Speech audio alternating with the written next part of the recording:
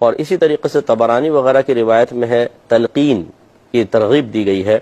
وہ اس طریقے سے حدیث ہے کہ سرکار نے فرمایا جب تم مردے کو دفنا چکو اور لوگ چلے جائیں تو کوئی ایک سرانے بیٹھ جائے اور مردے کو مخاطب کر کے یوں کہے اے فلاں بن فلانا.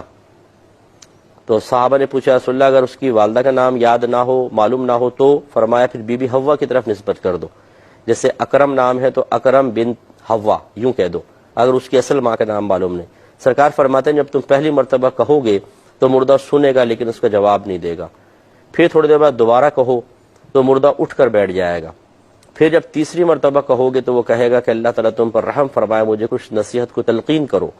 تو پھر اس وقت تم یہ کہو یعنی ہمیں تو نہیں سن رہا ہوگا تھوڑے تھوڑے وقفے سے پہلی مرتبہ اس کو پکاریں پھر تھوڑی دیر ٹھہر کے پھر پکاریں پھر تھوڑی دیر ٹھہر کر پھر پکاریں اور اب اس کو جب ہمیں ایسا محسوس ہو کہ اب یہ جواب دے چکا ہے جیسے حدیث میں ہے تو پھر یوں اس کو یاد دلائیں کہ تم یاد کرو جو تم دنیا میں کہتے آئے کہ اللہ تبارک و تعالیٰ میرا رب ہے, محمد صلی اللہ علیہ وسلم میرے نبی اور رسول ہیں, قرآن میرا امام ہے اور اسلام میرا دین ہے.